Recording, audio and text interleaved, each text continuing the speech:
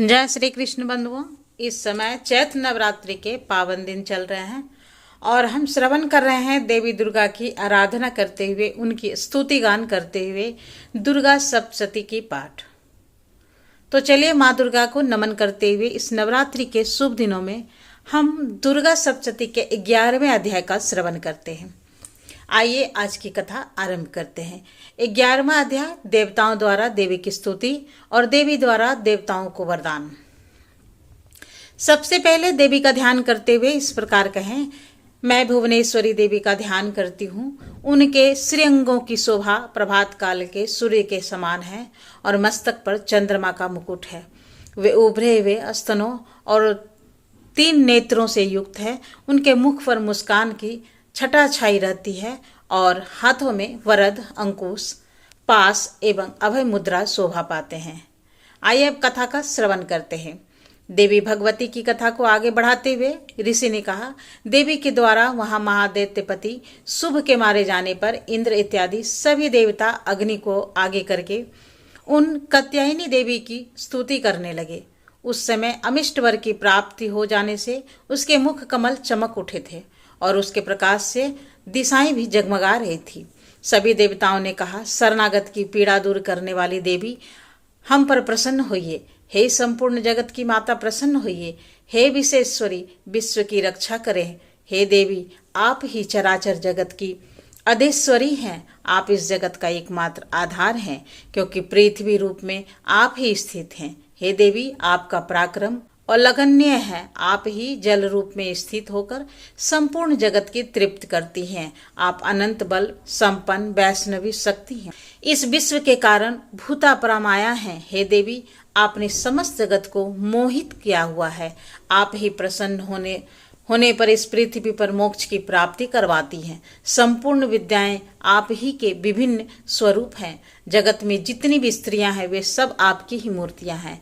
हे जगदम्बे, एकमात्र आप ही इस विश्व को व्याप्त करती हैं। आपकी स्तुति भला क्या हो सकती है। आप तो स्तवन करने योग्य पदार्थ से भी परे और परावानी हैं। जब आप सर्वस्वरूपा देवी, स्वर्ण तथा मोक्ष प्रदान करने वाली, इसी रूप में आपकी स्तुति हो गई है। आपके स्तुति के लिए इससे अच्छी उक्तियां और क्या हो सकती है। बुद्धि रूप से सभी लोगों के हृदय में विराजमान रहने वाली और स्वर्ण तथा मोक्ष प्रदान करने वाली हे नारायणी देवी, आपको नमस्कार है। काला काष्ठा आदि के रूप में क्रमशः परिणाम की ओर ले जाने वाली तथा विश्व का उपसंहार करने में समर्थ है। नारायणी, आपको नमस्कार है। हे नारायणी, आप सब प्रकार का मंगल प्रदान करने वाली मंगलमय हैं। कल्याणदायिनी शिवा हैं। सब पुरुषार्थों को सिद्ध करने वाली शरणागत वत्सला, 3 नेत्रों वाली और गौरी हैं। आपको नमस्कार है। आप सृष्टि पालन और संहार की शक्ति, भूता सनातनी देवी, गुणों का आधार और सर्वगुणमयी हैं। हे नारायणी, आपको नमस्कार है। शरण में आए हुए दीनों और पीड़ितों की रक्षा में संलग्न रहने वाली तथा सबकी पीड़ा दूर करने वाली हे नारायणी देवी, आपको नमस्कार है। आप ब्राह्मणी का रूप धारण करके हंसों से जूते हुए विमान पर बैठती हैं और कुश मिश्रित जल छिड़कती रहती हैं। आपको नमस्कार है। महेश्वरी रूप से त्रिशूल, चंद्रमा और सर्प को धारण करने वाली तथा महान वृषभ की पीठ पर बैठने वाली हे नारायणी देवी, आपको नमस्कार है।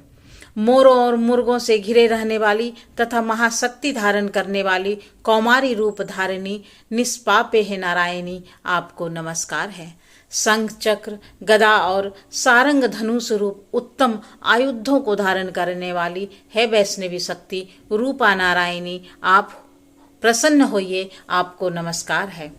हाथ में भयानक महाचक्र लिए और दाढ़ों पर धरती को उड़ाए 12 रूप धारिणी कल्याणमयी नारायणी, आपको नमस्कार है। भयंकर नरसिंह रूप से दैत्यों के वध के लिए उद्योग करने वाली तथा त्रिभुवन की रक्षा में संलग्न रहने वाली नारायणी, आपको नमस्कार है। मस्तक पर किरट और हाथ पर महावज्र धारण करने वाली, सहस्त्र नेत्रों के कारण उद्दीप्त दिखाई देने वाली और वृतासुर के प्राणों को अपहरण करने वाली इंद्र शक्ति रूपा नारायणी देवी, आपको नमस्कार है। शिवदूती रूप से दैत्यों की महत्ती सेना का संहार करने वाली, भयंकर रूप धारण कर विकट गर्जना करने वाली हे नारायणी देवी, आपको नमस्कार है। दाढ़ों के कारण विकराल मुख वाले मुंडवाला से विभूषित मुंड मर्दनी चामुंडा रूपा नारायणी, आपको नमस्कार है। लक्ष्मी, लज्जा, महाविद्या, श्रद्धा, पुष्टि, स्वधा, ध्रुवा, महारात्रि तथा महाअविद्या रूपा नारायणी, आपको नमस्कार है। मेघा, सरस्वती, वरा, भूति, तामसी, ब्राभवी तथा ईसा रूपनी नारायणी देवी, आपको नमस्कार है। सर्वस्वरूपा, सर्वेश्वरी, सब प्रकार की शक्तियों से संपन्न दिव्य रूपा दुर्ग देवी, सब भयों से हमारी रक्षा करें, आपको नमस्कार है। हे कात्यायनी, यह 3 लोचनों से विभूषित आपका सौम्य मुख सब प्रकार के भयों से हमारी रक्षा करे, आपको नमस्कार है। हे भद्रकाली, ज्वालाओं के कारण विकराल प्रतीत होने वाली अत्यंत भयंकर को समस्त असुरों का संहार करने वाला आपका त्रिशूल भय से हमें बचाए, आपको नमस्कार है। हे देवी, जो अपनी ध्वनि से संपूर्ण जगत को व्याप्त करके दैत्यों के तेज नष्ट कर देते हैं, वह तुम्हारा घंटा हम लोगों की पापों से उस प्रकार रक्षा करे जैसे माता अपने पुत्रों की बुरे कर्मों से रक्षा करती है। हे चंडिके, आप हाथों में सुशोभित खड्ग जो असुरों के रक्त और चर्बी से चर्चित हैं, वो हमारा मंगल करे, हम आपको नमस्कार करते हैं। हे देवी, आप प्रसन्न होने पर सभी रोगों को नष्ट करती हैं और कुपित होने पर मनोवांछित सभी कामनाओं का नाश कर देती हैं। जो लोग आपकी शरण में जा चुके हैं उन पर विपत्ति तो आती ही है, आपकी शरण में गए हुए मनुष्य दूसरों को शरण देने वाले हो जाते हैं।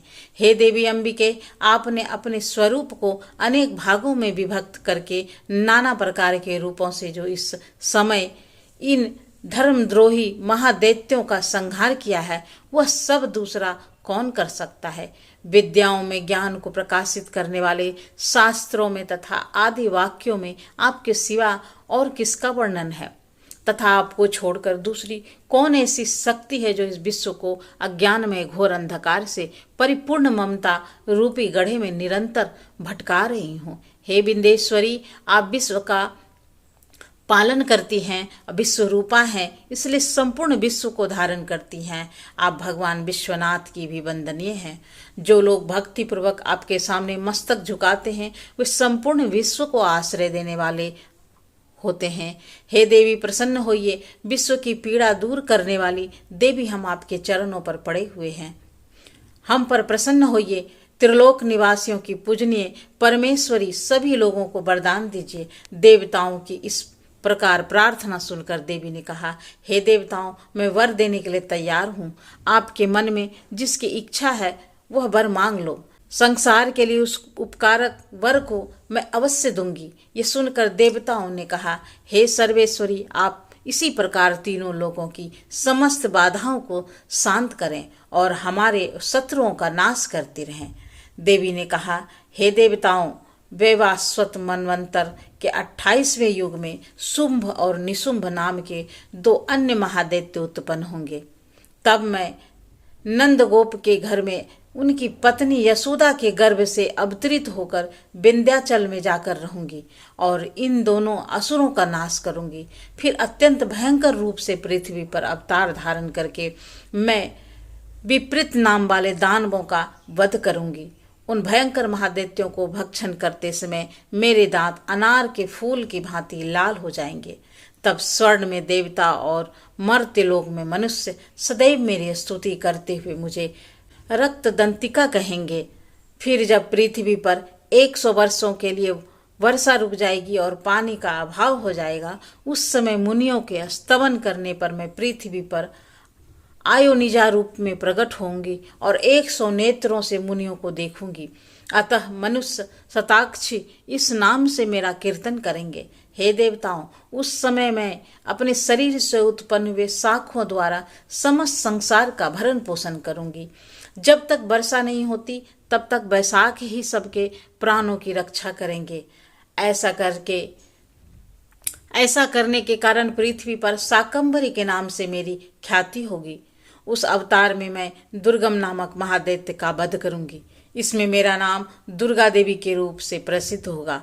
फिर मैं जब भीम रूप धारण करके मुनियों की रक्षा के लिए हिमालय पर रहने वाले राक्षसों का भक्षण करूंगी, उस समय सभी मुनि भक्ति से नतमस्तक होकर मेरी स्तुति करेंगे और तब मेरा नाम भीमा देवी के नाम से विख्यात होगा। जब अरुण नामक दैत्य तीनों लोकों में भारी उपद्रव मचाएगा, तब मैं तीनों लोगों का हित करने के लिए 6 पैरों वाले असंख्य भ्रमरों का रूप धारण करके उस महादैत्य का वध करूंगी और उस समय सभी लोग भ्रामरी के नाम से चारों ओर मेरी स्तुति करेंगे। इस प्रकार जब जब संसार में दानवी बाधा उपस्थित होंगे, तब तब अवतार लेकर मैं शत्रुओं का संहार करूंगी। इस प्रकार श्री मार्कंडेय पुराण में सावर्णिक मनवंतर की कथा के अंतर्गत देवी महात्म में देवी स्तुति नामक 11वां अध्याय पूर्ण हुआ।